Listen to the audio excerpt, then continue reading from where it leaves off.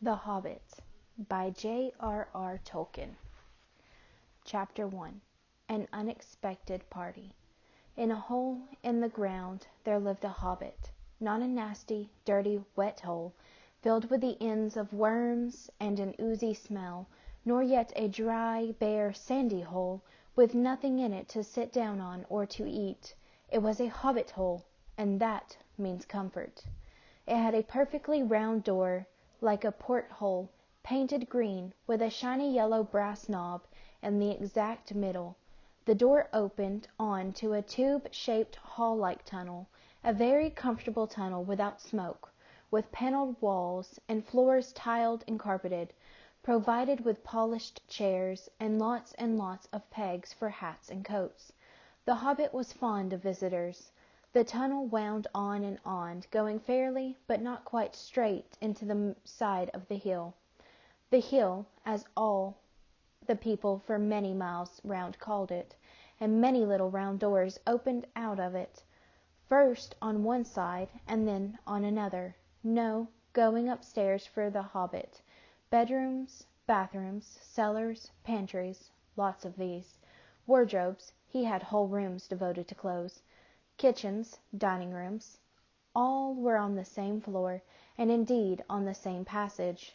The best rooms were on the left-hand side, going in, for these were the only ones to have windows, deep-set, round windows, looking over his garden and meadows beyond, sloping downhill to the river. This hobbit was a very well-to-do hobbit, and his name was Baggins. The Bagginses had lived in the neighborhood of the hill for time out of mind, and people considered them very respectable, not only because most of them were rich, but also because they never had any adventures or did anything unexpected. You could tell what a Baggins would say on any question without the bother of asking him. This is a story of how a Baggins had an adventure, and found himself doing and saying things altogether unexpected. He may have lost the neighbors' respect, but he gained. Well, you will see whether he gained anything in the end. The mother of our particular hobbit. What is a hobbit? I suppose hobbits need some description nowadays, since they have become rare and shy of the big people, as they call us. They are, or were, a little people, about half our height, and smaller than the bearded dwarfs. Hobbits have no beards. There is little or no magic about them, except the ordinary, everyday sort which helps them to disappear quietly and quickly when large, stupid folk like you and me come blundering along, making a noise like elephants, which they can hear a mile off. They are inclined to be fat in the stomach. They dress in bright colors, chiefly green and yellow, wear no shoes, because their feet grow naturally leathery soles, and thick, warm brown hair like the stuff on their heads, which is curly. Have long, clever brown fingers, good-natured faces, and laugh deep, fruity laughs, especially after dinner, which they have twice a day when they can get it. Now you know enough to go on with. As I was saying, the mother of this hobbit, of Bilbo Baggins, that is, was the famous Belladonna Took, one of the 3 remarkable daughters of the old Took, head of the hobbits who lived across the water, the small river that ran at the foot of the hill. It was often said in other families that long ago one of the Took ancestors must have taken a fairy wife. That was, of course, absurd, but certainly there was still something not entirely hobbit-like about them, and once in a while members of the Took clan would go and have adventures. They discreetly disappeared, and the family hushed it up, but the fact remained that the Tooks were not as respectable as the Bagginses, though they were undoubtedly richer. Not that Belladonna Took ever had any adventures after she became Mrs. Bungo Baggins. Bungo, that was Bilbo's father, built the most luxurious hobbit hole for her, and partly with her money. That was to be found either under the hill or over the hill or across the water, and there they remained to the end of their days. Still, it is probable that Bilbo, her only son, although he looked and behaved exactly like a second edition of his solid and comfortable father, got something a bit queer in his make-up from the Took side, something that only waited for a chance to come out. The chance never arrived until Bilbo Baggins was grown up, being about 50 years old or so, and living in the beautiful Hobbit hole built by his father, which I have just described for you, until he had in fact apparently settled down immovably. By some curious chance, one morning long ago in the quiet of the world, when there was less noise and more green, and the hobbits were still numerous and prosperous, and Bilbo Baggins was standing at his door after breakfast smoking an enormous long wooden pipe that reached nearly down to his woolly toes, neatly brushed, Gandalf came by. Gandalf! If you had heard only a quarter of what I have heard about him, and I have only heard very little of all there is to hear, you would be prepared for any sort of remarkable tale. Tales and adventures sprouted up all over the place wherever he went, in the most extraordinary fashion. He had not been down that way under the hill for ages and ages, not since his friend the old Took died, in fact, and the hobbits had almost forgotten what he looked like. He had been away, over the hill and across the water, on businesses of his own since they were all small hobbit boys and hobbit girls. All that the unsuspecting Bilbo saw that morning was an old man with a staff. He had a tall pointed blue hat, a long grey cloak, a silver scarf, over which his long white beard hung down below his waist, and immense black boots. "Good morning," said Bilbo, and he meant it. The sun was shining, and the grass was very green, but Gandalf looked at him from under long bushy eyebrows that stuck out further than the brim of his shady hat. "What do you mean?" he said. "Do you wish me a good morning, or mean that it is a good morning whether I want it or not, or that you feel good this morning, or that it is a morning to be good on?" "All of them at once," said Bilbo, "and a very fine morning for a pipe of tobacco out of doors, into the bargain. If you have a pipe about you, sit down and have a fill of mine. There's no hurry. We have all the day before us." Then Bilbo sat down on a seat by his door, crossed his legs, and blew out a beautiful grey ring of smoke that sailed up into the air without breaking, and floated away over the hill. "Very pretty," said Gandalf, "but I have no time to blow smoke rings this morning. I am looking for someone to share in an adventure that I am arranging, and it's very difficult to find anyone." "I should think so, in these parts. We are plain, quiet folk, and have no use for adventures, nasty, disturbing, uncomfortable things. Make you late for dinner. I can't think what anybody sees in them," said our Mr. Baggins, and stuck one thumb behind his braces, and blew out another, even bigger smoke ring. Then he took out his morning letters, and began to read, pretending to take no more notice of the old man. He had decided that he was not quite his sort, and wanted him to go away, but the old man did not move. He stood, leaning on his stick, and gazing at the hobbit without saying anything, till Bilbo got quite uncomfortable, and even a little cross. "Good morning," he said at last. "We don't want any adventures here, thank you. You might try over the hill, or across the water." By this he meant that the conversation was at an end. "What a lot of things you do use good morning for," said Gandalf. "Now you mean that you want to get rid of me, and that it won't be good till I move off." "Not at all, not at all, my dear sir. Let me see, I don't think I know your name." "Yes, yes, my dear sir, and I do know your name, Mr. Bilbo Baggins, and you do know my name, though you don't remember that I belong to it. I am Gandalf, and Gandalf means me. To think that I should have lived to be good-morninged by Belladonna Took's son, as if I was selling buttons at the door. Gandalf, Gandalf, good gracious me! Not the wandering wizard that gave old Took a pair of magic diamond studs that fastened themselves and never came undone till ordered. Not the fellow who used to tell such wonderful tales at parties about dragons and goblins and giants and the rescue of princesses and the unexpected luck of widows' sons. Not the man that used to make such particularly excellent fireworks. I remember those. Old Tuke used to have them on Midsummer's Eve. Splendid! They used to go up like great lilies and snapdragons and laburnums of fire and hang in the twilight all evening. You will notice already that Mr. Baggins was not quite so prosy as he liked to believe, also that he was very fond of flowers.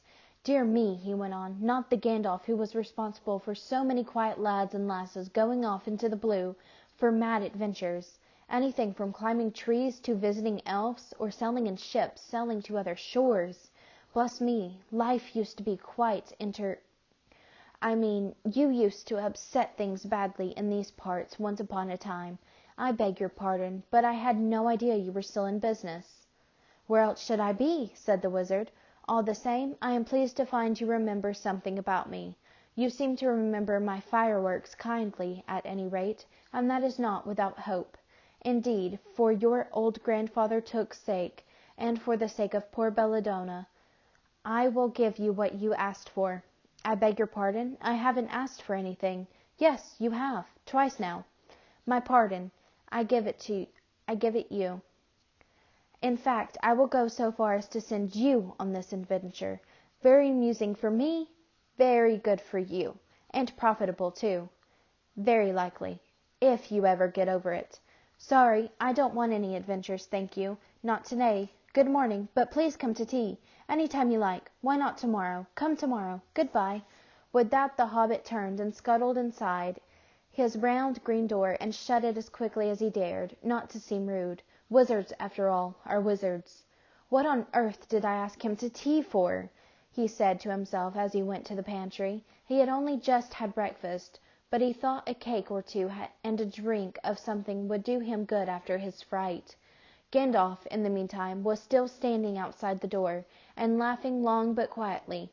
After a while he stepped up, and with the spike of his staff scratched a queer sign on the Hobbit's beautiful green front door. Then he strode away, just about the time when Bilbo was finishing his second cake and beginning to think that he had escaped adventures very well. The next day he had almost forgotten about Gandalf. He did not remember things very well, unless he put them down on his engagement tablet, like this: Gandalf, tea, Wednesday. Yesterday he had been too flustered to do anything of the kind. Just before tea-time there came a tremendous ring on the front door bell, and then he remembered. He rushed and put on the kettle, and put out another cup and saucer, and an extra cake or two, and ran to the door. "I am sorry to keep you waiting," he was going to say, when he saw that it was not Gandalf at all. It was a dwarf, with a blue beard rucked into a golden belt, and very bright eyes under his dark green hood. As soon as the door was opened, he pushed inside, just as if he had been expected. He hung his hooded cloak on the nearest peg, and "Dwalin at your service," he said with a low bow. "Bilbo Baggins at yours," said the Hobbit, too surprised to ask any questions for the moment. When the silence that followed had become uncomfortable, he added, "I am just about to take tea. Pray come and have some with me." A little stiff, perhaps, but he meant it kindly. "And what would you do if an uninvited dwarf came and hung his things up in your hall without a word of explanation?" They had not been at table long. In fact, they had hardly reached the third cake, when there came another, even louder ring at the bell. "Excuse me," said the Hobbit, and off he went to the door. "So you have got here at last." That was what he was going to say to Gandalf this time. But it was not Gandalf. Instead, there was a very old-looking dwarf on the step with a white beard and a scarlet hood, and he too hopped inside as soon as the door was open, just as if he had already been invited. "I see that they have begun to arrive already," he said, when he caught sight of Dwalin's green hood hanging up. He hung his red one next to it, and "Balin, at your service," he said, with his hands on his breast. "Thank you," said Bilbo with a gasp. It was not the correct thing to say, but "they have begun to arrive" had flustered him badly. He liked visitors, but he liked to know them before they arrived, and he preferred to ask them himself. He had a horrible thought that the cakes might run short, and then he, as the host, he knew his duty and stuck to it however painful. He might have to go without. "Come along in and have some tea," he managed to say after taking a deep breath. "A little beer would suit me better, if it is all the same to you, my good sir," said Balin with the white beard, "but I don't mind some cake, seed cake, if you have any." "Lots," Bilbo found himself answering to his own surprise, and he found himself scuttling off, too, to the cellar to fill a pint beer mug, and then to a pantry to fetch 2 beautiful round seed cakes, which he had baked that afternoon for his after-supper morsel. When he got back, Balin and Dwalin were talking at the table like old friends. As a matter of fact, they were brothers. Bilbo plumped down the beer and the cake in front of them, when aloud came a ring at the bell again, and then another ring. Gandalf for certain this time, he thought, as he puffed along the passage. But it was not. It was 2 more dwarfs, both with blue hoods, silver belts, and yellow beards, and each of them carried a bag of tools and a spade. In they hopped as soon as the door began to open. Bilbo was hardly surprised at all. "What can I do for you, my dwarfs?" he said. "Kili, at your service," said the one, and "Fili," added the other, and they both swept off their blue hoods and bowed. "At yours and your families," replied Bilbo, remembering his manners this time. "Dwalin and Balin here already, I see," said Kili. "Let us join the throng." "Throng," thought Mr. Baggins. "I don't like the sound of that. I really must sit down for a minute and collect my wits, and have a drink." He had only just had a sip in the corner, while the 4 dwarfs sat round the table and talked about mines and gold, and troubles with the goblins, and the depredations of dragons, and lots of other things which he did not understand, and did not want to, for they sounded too much like adventurous, when ding-dong-a-ling-dang, his bell rang again, as if some naughty little Hobbit boy was trying to pull the handle off. "Someone at the door," he said, blinking. "Some 4, I should say, by the sound," said Fili. "Besides, we saw them coming along behind us in the distance." The poor little Hobbit sat down in the hall and put his head in his hands, and wondered what had happened, and what was going to happen, and whether they would all stay to supper. Then the bell rang again, louder than ever, and he had to run to the door. It was not 4 after all, it was 5. Another dwarf had come along while he was wondering in the hall. He had hardly turned the knob before they were all inside, bowing and saying, "At your service," one after another. Dori, Nori, Ori, Oin, and Gloin were their names, and very soon 2 purple hoods, a grey hood, a brown hood, and a white hood were hanging on the pegs, and off they marched, with their broad hands stuck in their gold and silver belts, to join the others. Already it had almost become a throng. Some called for ale, and some for porter, and one for coffee, and all of them for cakes, so the Hobbit was kept very busy for a while. A big jug of coffee had just been set in the hearth, the seed cakes were gone, and the dwarfs were starting on a round of buttered scones, when there came a loud knock. Not a ring, but a hard rat-tat on the Hobbit's beautiful green door. Somebody was banging with a stick. Bilbo rushed along the passage, very angry, and altogether bewildered and bewuthered. This was the most awkward Wednesday he ever remembered. He pulled open the door with a jerk, and they all fell in, one on top of the other. More dwarfs, 4 more, and there was Gandalf behind, leaning on his staff and laughing. He had made quite a dent on the beautiful door. He had also, by the way, knocked out the secret mark that he had put there the morning before. "Carefully, carefully," he said. "It is not like you, Bilbo, to keep friends waiting on the mat, and then open the door like a pop-gun. Let me introduce Bifur, Bofur, Bombur, and especially Thorin." "At your service," said Bifur, Bofur, and Bombur, standing in a row. Then they hung up 2 yellow hoods and a pale green one, and also a sky-blue one with a long silver tassel. This last belonged to Thorin, an enormously important dwarf. In fact, no other than the great Thorin Oakenshield himself, who was not at all pleased at falling flat on Bilbo's mat, with Bifur, Bofur, and Bombur on top of him. For one thing, Bombur was immensely fat and heavy. Thorin indeed was very haughty, and said nothing about service, but poor Mr. Baggins, and he was sorry so many times, that at last he grunted, "Pray don't mention it," and stopped frowning. "Now we are all here," said Gandalf, looking at the row of 13 hoods, the best detachable party hoods, and his own hat hanging on the pegs. "Quite a merry gathering. I hope there is something left for the late-comers to eat and drink. What's that? Tea? No, thank you. A little red wine, I think, for me." "And for me," said Thorin. "And raspberry jam and apple tart," said Bifur. "And mince pies and cheese," said Bofur. "And pork pie and salad," said Bomber. "And more cakes, and ale, and coffee, if you don't mind," called the other dwarfs through the door. "Put on a few eggs, there's a good fellow," Gandalf called after him, as the hobbit stumped off to the pantries. "And just bring out the cold chicken and pickles. Seems to know as much about the inside of my larders as I do myself," thought Mr. Baggins, who was feeling positively flummoxed, and was beginning to wonder whether a most wretched adventure had not come right into his house. By the time he had got all the bottles and dishes and knives and forks and glasses and plates and spoons and things piled up on big trays, he was getting very hot and red in the face and annoyed.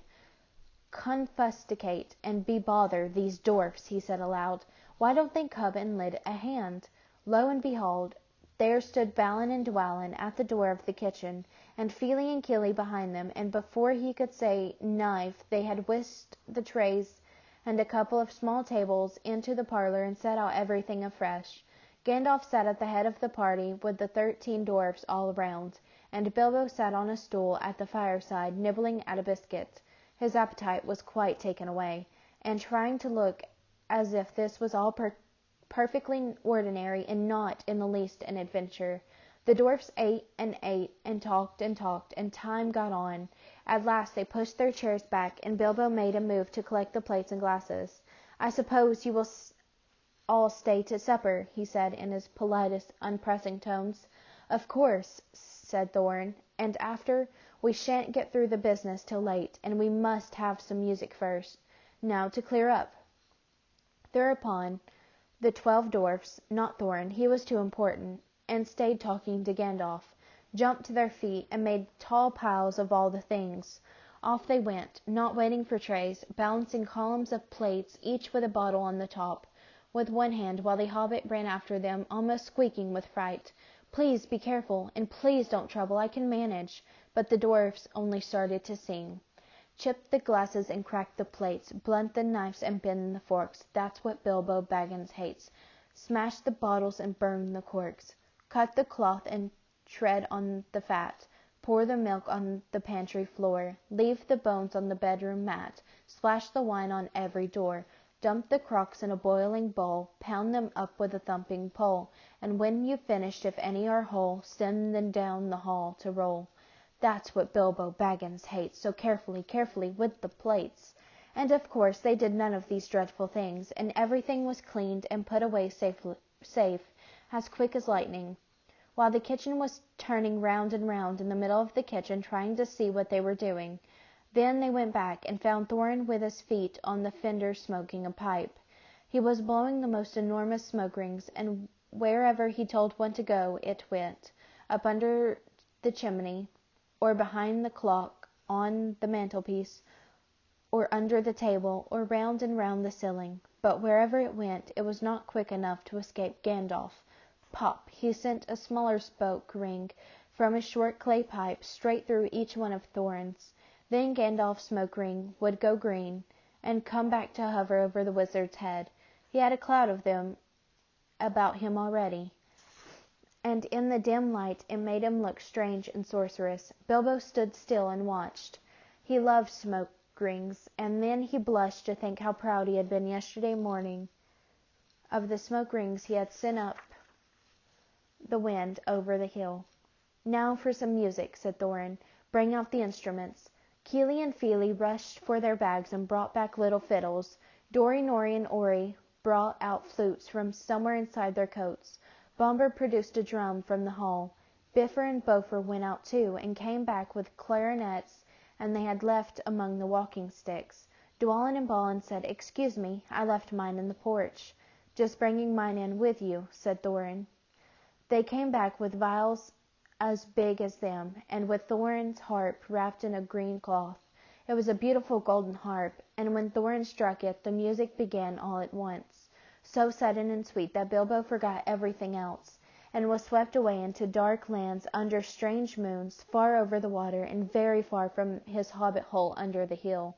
The dark came into the room, and from the little window that opened in the side of the hill, the firelight flickered. It was April, and still they played on, while the shadow of Gandalf's beard wagged against the wall.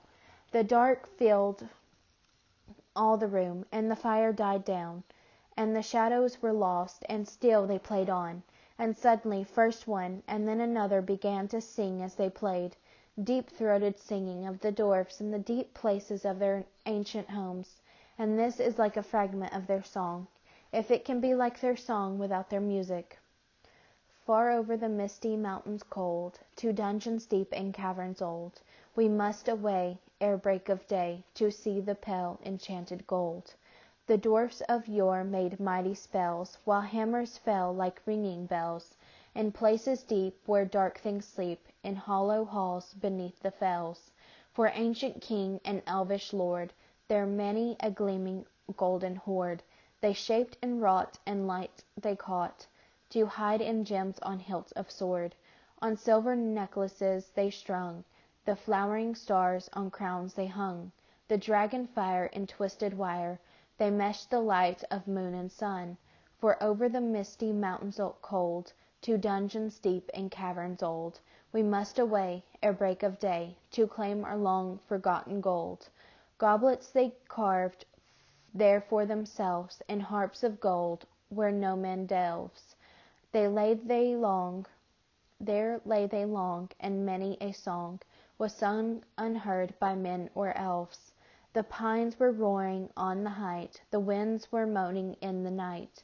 The fire was red, it flaming spread, the trees like torches blazed with light. The bells were ringing in the dell, and men looked up with faces pale. The dragon's ire, more fierce than fire, laid low their towers and houses frail. The mountain smoked beneath the moon, the dwarfs they heard the tramp of doom. They fled their hall of dying fall, beneath his feet, beneath the moon. Far over the misty mountains grim, to dungeons deep and caverns dim, we must away ere break of day, to win our harps and gold from him. As they sang, the hobbit felt the love of beautiful things made by hands, and by cunning and by magic moving through him, a fierce and a jealous love, the desire of the hearts of dwarfs. Then something Tookish woke up inside him, and he wished to go and see the great mountains, and hear the pine trees and the waterfalls, and explore the caves, and wear a sword instead of a walking stick. He looked out of the window. The stars were out in a dark sky above the trees. He thought of the jewels of the dwarfs shining in dark caverns. Suddenly, in the wood beyond the water, a flame leapt up, probably somebody lighting a wood fire, and he thought of plundering dragons settling on his quiet hill and kindling it all to flames. He shuddered, and very quickly he was plain Mr. Baggins of Bag End under hill again. He got up trembling. He had less than half a mind to fetch the lamp, and more than half a mind to pretend to, and go and hide beneath the beer barrels in the cellar, and not come out again until all the dwarfs had gone away. Suddenly he found that the music and the singing had stopped, and they were all looking at him with eyes shining in the dark. "Where are you going?" said Thorin, in a tone that seemed to show that he guessed both halves of the hobbit's mind. "What about a little light?" said Bilbo apologetically. "We like the dark," said all the dwarfs. "Dark for dark, business. There are many hours before dawn." "Of course," said Bilbo, and sat down in a hurry. He missed the stool and sat in the fender, knocking over the poker and shovel with a crash. "Hush!" said Gandalf. "Let Thorin speak." And this is how Thorin began. "Gandalf, dwarfs, and Mr. Baggins, we are met together in the house of our friend and fellow conspirator, this most excellent and audacious hobbit. May the hair on his toes never fall out. All praise to his wine and ale."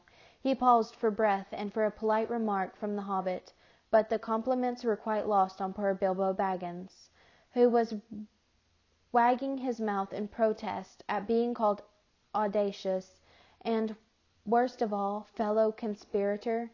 Though no noise came out, he was so flummoxed, so Thorin went on. We are met to discuss our plans, our ways, means, policy, and devices. We shall soon, before the break of day, start on our long journey, a journey from which some of us, or perhaps all of us, except our friend and counselor, the ingenious wizard Gandalf, may never return. It is a solemn moment. Our object is, I take it, well known to us all. To the estimable Mr. Baggins, and perhaps to one or two of the younger dwarfs, I think I should be right in naming Keely and Feely, for instance. The exact situation at the moment may require a little brief explanation. This was Thorin's style. He was an important dwarf. If he had been allowed, he would probably have gone on like this until he was out of breath, without telling anyone there anything that was not known already. But he was rudely interrupted. Poor Bilbo couldn't bear it any longer. At may never return he began to feel a shriek coming up inside, and very soon it burst out like the whistle of an engine coming out of a tunnel. All the dwarfs sprang up, knocking over the table. Gandalf struck a blue light on the end of his magic staff, and in its firework glare the poor little hobbit could be seen kneeling on the hearth-rug, shaking like a jelly that was melting.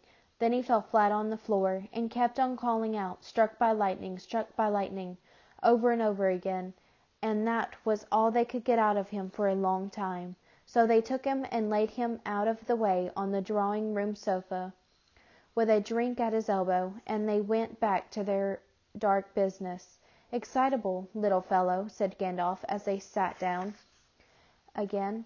"Gets funny queer fits, but he is one of the best, as fierce as a dragon in a pinch. If you have ever seen a dragon in a pinch, you will realize that this was only poetical exaggeration applied to any hobbit, even to old Took's great-grand-uncle Bull-Roarer, who was so huge, for a hobbit, that he could ride a horse.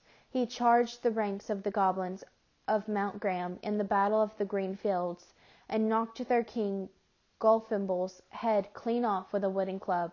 It sailed 100 yards through the air and went down a rabbit hole, and in this way the battle was won, and the game of golf invented at the same time. In the meanwhile, however, Bull-Roarer's gentler descendant was reviving in the drawing-room. After a while and a drink he crept nervously to the door of the parlour. This is what he heard: Gloin speaking. "Humph!" or some snort more or less like that.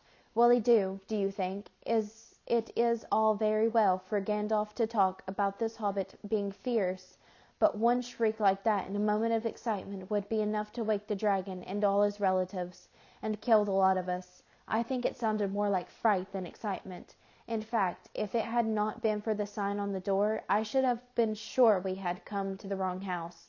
As soon as I clapped eyes on the little fellow, bobbing and puffing on the mat, I had my doubts. He looks more like a grocer than a burglar."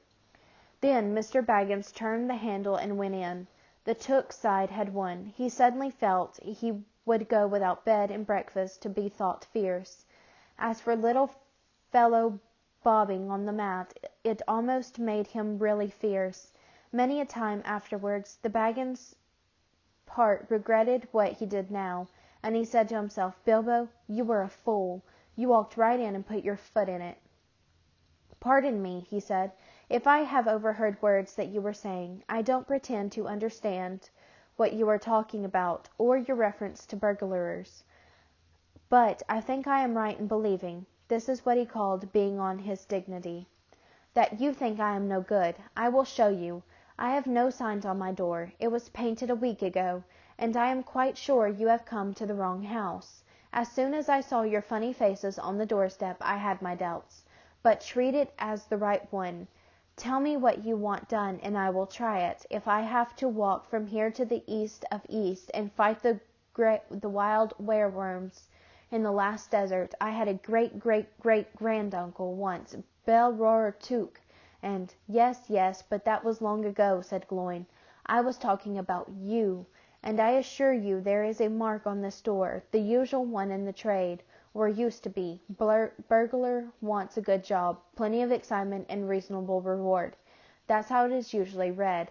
You can say expert treasure hunter instead of burglar, if you like. Some of them do. It's all the same to us. Gandalf told us that there was a man of the sort in these parts looking for a job at once, and that he had arranged for a meeting here this Wednesday, tea-time." "Of course there is a mark," said Gandalf. "I put it there myself, for very good reason. You asked me to find the 14th man for your expedition, and I chose Mr. Baggins. Just let any one say I chose the wrong man or the wrong house, and you can stop at 13 and have all the bad luck you like, or go back to digging coal." He scowled so angrily at Gloin that the dwarf huddled back in his chair, and when Bilbo tried to open his mouth to ask a question, he turned and frowned at him and stuck out his bushy eyebrows, till Bilbo shut his mouth tight with a snap. "That's right," said Gandalf. "Let's have no more argument.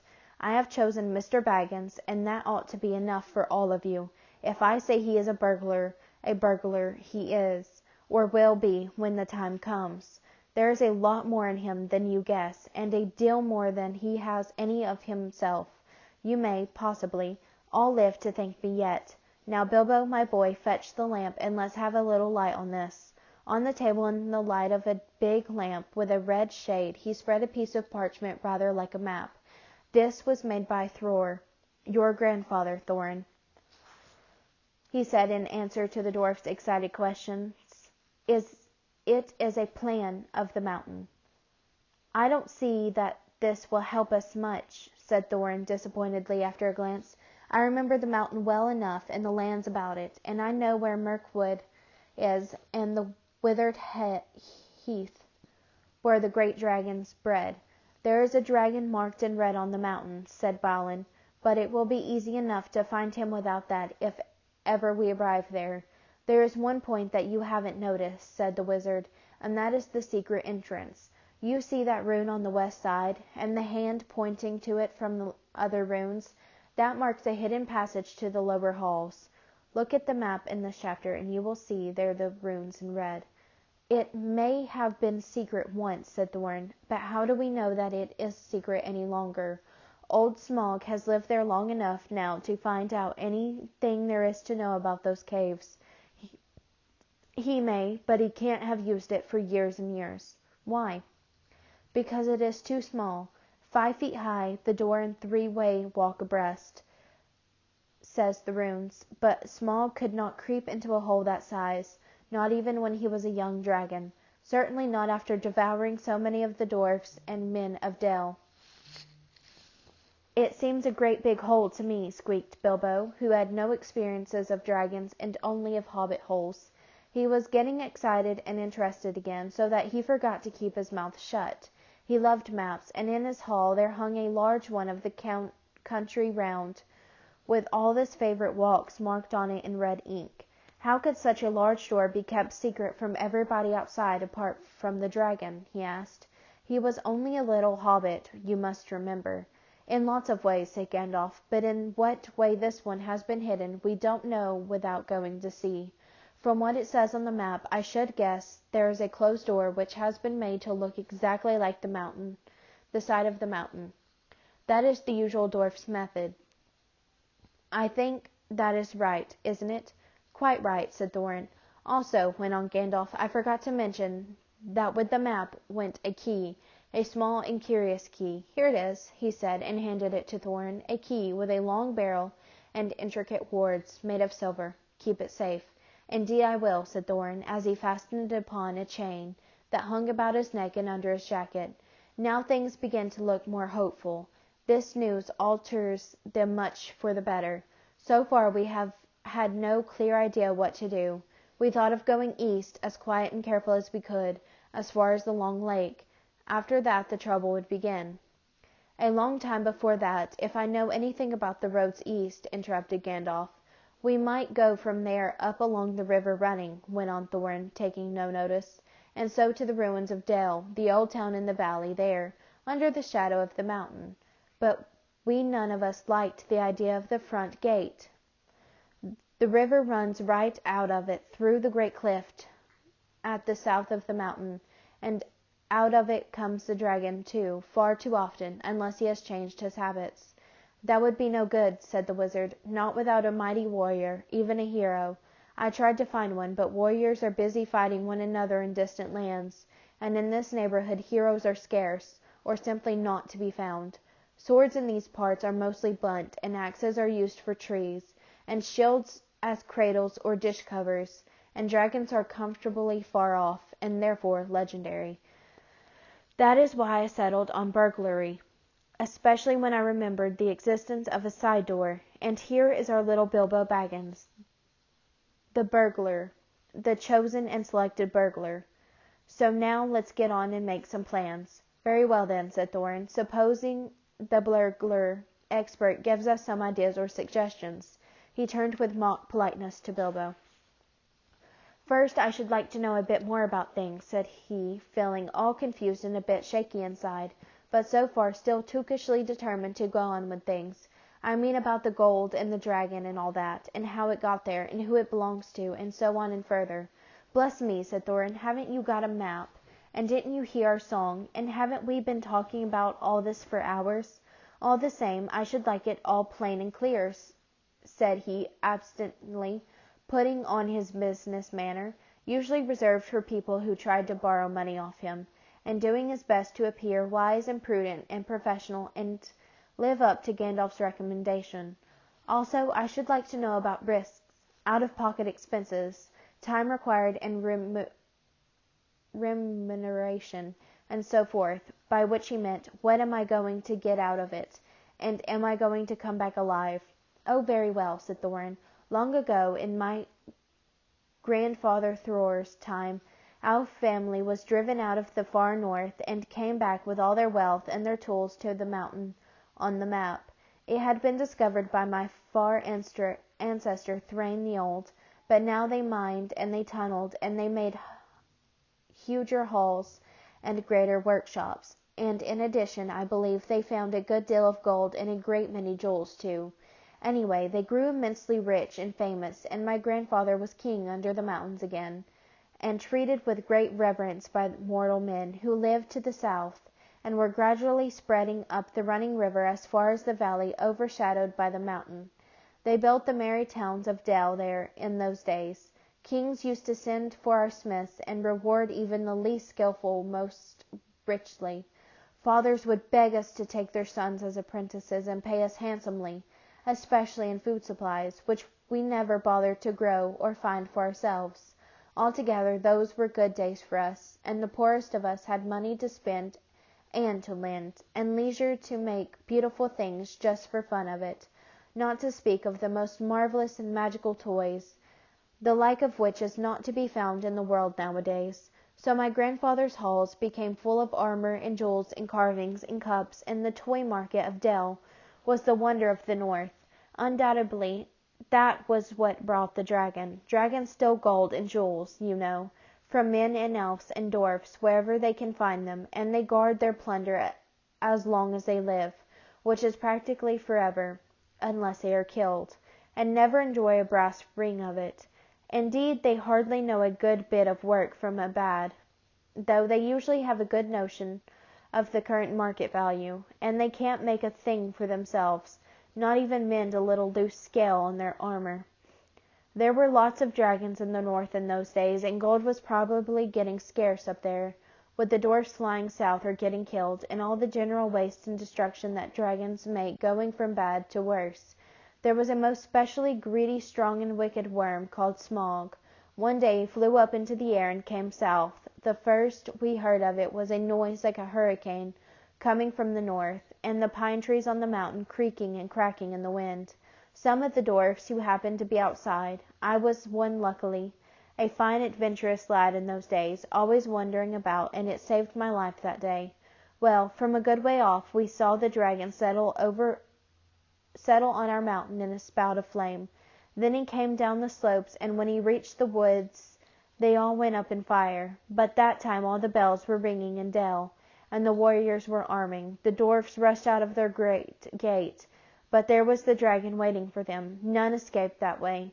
The river rushed up in steam, and a fog fell on Dell, and in the fog the dragon came on them, and destroyed most of the warriors.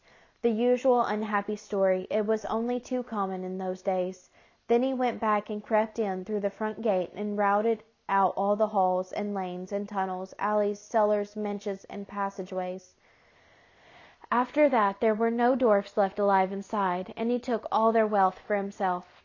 Probably, for that is the dragon's way. He has piled it all up in a great heap far inside, and sleeps on it for a bed. Later he used to crawl out of the great gate and come by night to Dell, and carry away people, especially maidens, to eat, until Dell was ruined, and all the people dead or gone. What goes on there now I don't know for certain, but I don't suppose anyone lives nearer to the mountain than the far edge of the long lake nowadays. The few of us that were well outside sat and wept in hiding, and cursed Smog, and there we were unexpectedly joined by my father and my grandfather with singed beards. They looked very grim, but they said very little. When I asked how they had got away, they told me to hold my tongue, and said that one day in the proper time I should know. After that we went away, and we have had to earn our livings as best we could up and down the lands, often enough sinking as low as blacksmith work or even coal mining. But we have never forgotten our stolen treasure, and even now, when I will allow we have a good bit laid by, and are not so badly off. Here Thorn stroked the gold chain around his neck. We still mean to get it back, and to bring our curses home to Smog if we can. I have often wondered about my father's and my grandfather's escape. I see now that they must have had a private side door which only they knew about, but apparently they made a map, and I should like to know how Gandalf got hold of it, and why it did not come down to me, the rightful heir. I did not get hold of it, I was given it, said the wizard. Your grandfather Thror was killed, you remember, in the mines of Moria by Azog the goblin. Curse his name, yes, said Thorin. And Thrain, your father, went away on the 21st of April, 100 years ago, last Thursday, and has never been seen by you since. True, true, said Thorin. Well, your father gave me this to give to you, and if I have chosen my own time and way for handing it over, you can hardly blame me, considering the trouble I had to find you. Your father could not remember his own name when he gave me the paper, and he never told me yours. So on the whole, I think I ought to be praised and thanked. Here it is, said he, handing the map to Thorin. I don't understand, said Thorin, and Bilbo felt he would have liked to say the same. The explanation did not seem to explain. Your grandfather, said the wizard slowly and grimly, gave the map to his son for safety before he went to the mines of Moria. Your father went away to try his luck with the map after your grandfather was killed, and lots of adventures of a most unpleasant sort he had, but he never got near the mountain. How he got there I don't know, but I found him a prisoner in the dungeons of the necromancer. Whatever were you doing there? Asked Thorin with a shudder, and all the dwarfs shivered. Never you mind. I was finding things out, as usual, and a nasty, dangerous business it was. Even I, Gandalf, only just escaped. I tried to save your father, but it was too late. He was witless and wandering, and had forgotten almost everything except the map and key. We have long ago paid the goblins of Moria, said Thorin. We must give a thought to the necromancer. Don't be absurd. He is an enemy far beyond the powers of all the dwarfs put together. If they could all be collected again from the four corners of the world, the one thing your father wished was for his son to read the map and use the key. The dragon and the mountain are more than big enough tasks for you.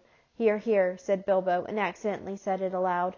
Hear what? They all said, turning suddenly towards him, and he was so flustered that he answered, Hear what I have to say. What's that? They asked. Well, I should say that you ought to go east and have a look round.